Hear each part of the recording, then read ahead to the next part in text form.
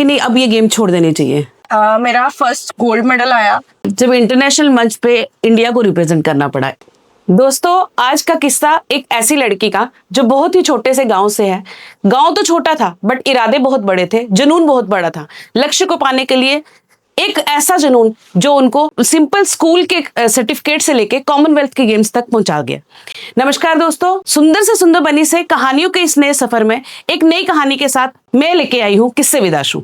आज की मेहमान अजमत बीबी, जो आज के टाइम में किसी पहचान की मोहताज नहीं है। हमारी जम्मू कश्मीर की पहली महिला जिन्होंने कराटे को कॉमनवेल्थ गेम तक पहुंचा दिया और हमारे इंडिया को और JNK को रिप्रेजेंट करने वाली पहली महिला बनी।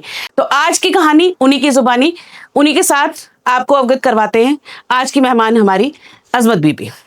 और अजमत जी, आप बताइए, आपने यहाँ तक का सफर कराटे में आपका दिलचस्पी कैसे हुई? किसी ने कहा या खुद से शुरू हुआ? Thank you so much ma'am, इतना प्लेटफॉर्म देने के लिए। थैंक्स। मैं मावा बतराड़ा से बिलोंग करती हूँ, जो तहसील सुंदरबनी में डिस्ट्रिक्ट राजौरी में पड़ता है। फार फ्लंग एरिया है। मैं बताना चाहूंगी कि मेरी जर्नी हाई स्कूल बतराड़ा से स्टार्ट हुई थी, जो कि एक गांव में हमारा, वहाँ पे एक ही हाई स्कूल है। पहले वो मिडिल स्कूल था और हमारा फर्स्ट बैच रहा वहाँ। मतलब गवर्नमेंट स्कूल से आपने अपनी स्टडीज कंप्लीट कर? तो वहाँ पे इन बिटवीन हमारे फिजिकल टीचर थे, राजकुमार सर थे। उनके फ्रेंड सर्कल में चरण सिंह सलाथिया जी थे, जो मेरे कोच हैं। उन्होंने उनको अप्रोच किया कि आप हमारे स्कूल में आइए, तो हमारे बच्चों में थोड़ा सा इस चीज में इंटरेस्ट हो जाएगा, आप आएंगे, थोड़ा प्रैक्टिस करवाएंगे। सो उन्होंने वैसे ही किया। कुछ दिन प्रैक्टिस हुई, देन उसके बाद हमारा एक डिस्ट्रिक्ट कॉम्पिटिशन आया। डिस्ट्रिक्ट कंपटीशन में मेरा फर्स्ट गोल्ड मेडल आया। आप उसको मेरा फाउंडेशन मान लीजिए, आप उसको मेरा बेस मान लीजिए कि वहां से मेरी जर्नी स्टार्ट होती है। तो मेरे पापा ने मुझे समझाया कि अगर फर्स्ट टाइम कुछ आया है तो वो हमारे लिए बहुत बड़ी बात है। इवन कि फर्स्ट टाइम अगर कुछ ना भी आपका मेडल आता तो ये हमारे लिए स्टार्टअप था। इतना प्रैक्टिस भी नहीं किया था, तो तब भी मेडल आया तो ये बड़ी बात है। तो किसी ने रोका हो इस गेम के लिए कि नहीं, लड़कियां ऐसा नहीं करती? क्योंकि हमारी सोसाइटी अभी इतनी डेवलप नहीं है कि इन चीजों को इजीली वो अडॉप्ट कर पाए।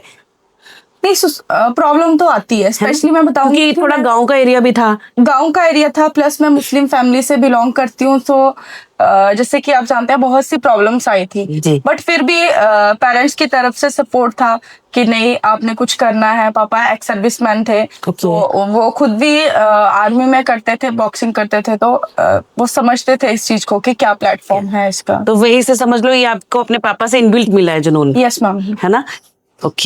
तो कभी ऐसा लगा कि कोई ऐसी मुश्किल ऐसी आई हो कि लगा हो कि नहीं अब ये गेम छोड़ देनी चाहिए? बीच में मेरी एक बार इंजरी हो गई थी, तो तब काफी टाइम के लिए मुझे रेस्ट पे जाना पड़ा था। फिर लगा था कि नहीं, अब नहीं मेरे से रिकवर हो पाएगा, क्योंकि बीच में गैप आ गया था। लेकिन फिर भी पेरेंट्स की तरफ से रहा, और स्पेशली मैं बताऊंगी पापा की तरफ से और चरण सिंह सलाथिया जी जो मेरे कोच हैं, उनकी तरफ से प्रॉपर मोटिवेशन मिलता रहा है।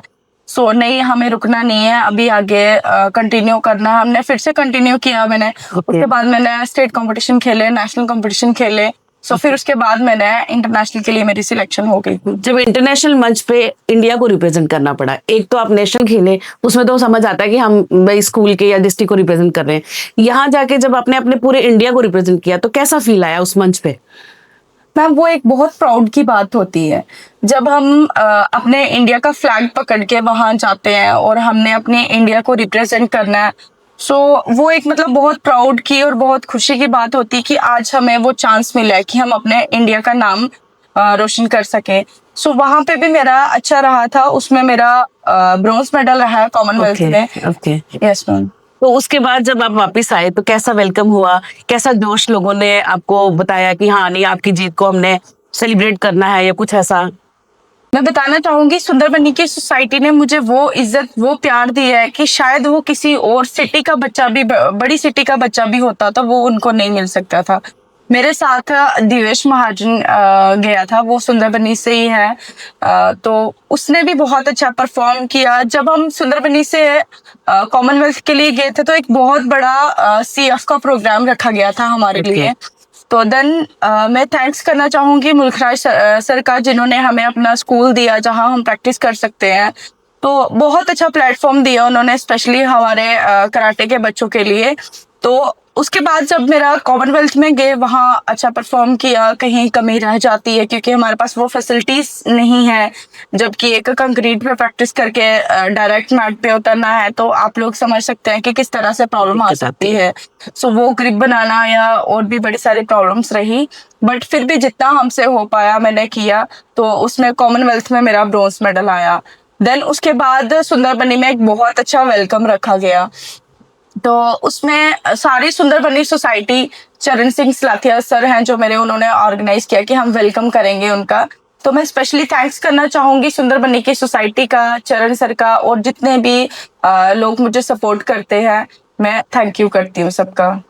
तो इतना जो बड़ी स्टेज से मेडल लाने के बाद घर वालों का कैसा रिएक्शन था, रिलेशन में जो थे लोग उनका क्या रिएक्शन था, और गांव वालों का क्या रिएक्शन था? घर के साथ साथ मेरे पूरे गांव में खुशी का माहौल था। हमारे सरपंच जी, हमारे साथ के लोग सब सपोर्ट किया, उस टाइम पे सबने सपोर्ट किया, और सबने घर पे आके मुबारक देना और बहुत सारी चीजें की उन्होंने। अब आज के टाइम में तो मुझे नहीं लगता कि आपको किसी मतलब पहचान करवाने की जरूरत है, लगभग लोग आपको जानते हैं।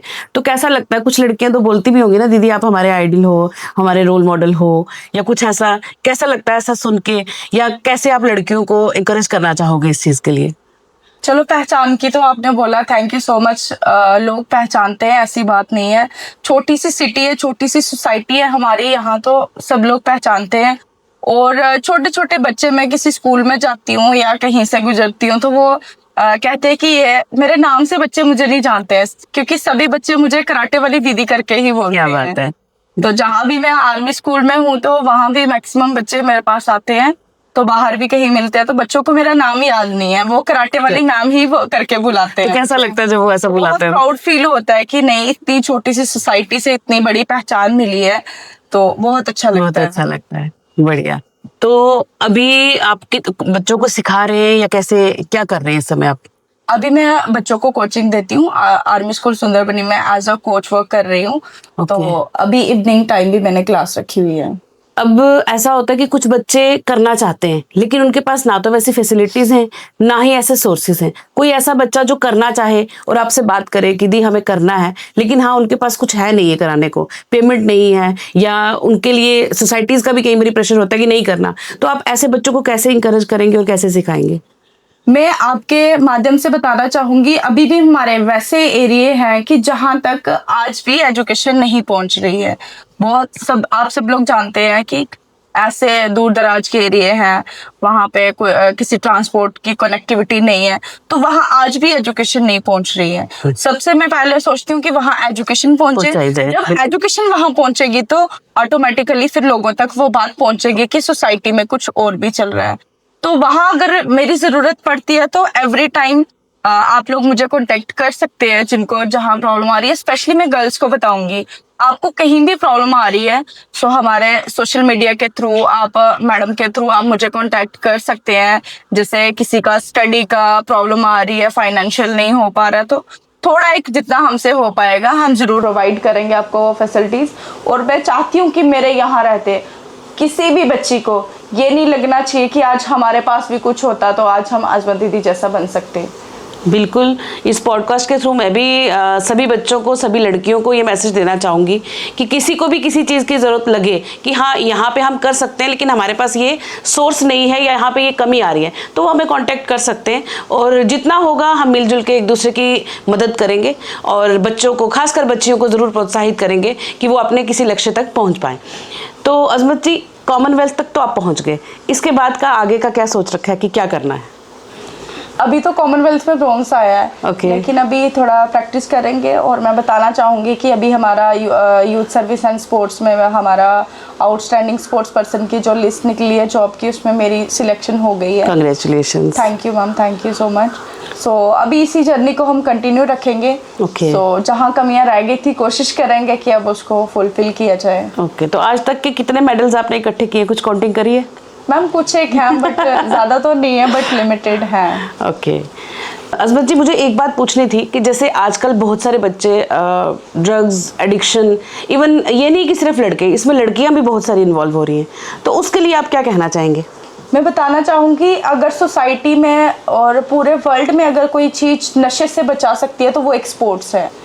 ओके, वो कैसे? एलजी मनोज सिन्हा साहब ने 100 दिन का नशा मुक्त अभियान चलाया, तो उसमें एक ही चीज़ है, अगर आप लोग स्पोर्ट्स के साथ जुड़ते हैं, कोई भी एक्टिविटी स्पोर्ट्स की है, तो वो आपको नशे से दूर कर सकती है। क्योंकि आजकल छोटा बच्चा मतलब गलत आदतों में इन्वॉल्व हो रहा है। सो मेरी सबसे यही रिक्वेस्ट रहेगी कि आप अपने बच्चे को स्क्रीन टाइम से दूर करके उसको ग्राउंड तक ले जाइए। थोड़ा सा खुद आप भी इनिशिएट कीजिए उस चीज़ को कि हमारा बच्चा स्क्रीन टाइम से दूर होके थोड़ा सा ग्राउंड तक जाए, ताकि उसको फिजिकल एक्टिविटी करने का भी चांस मिले।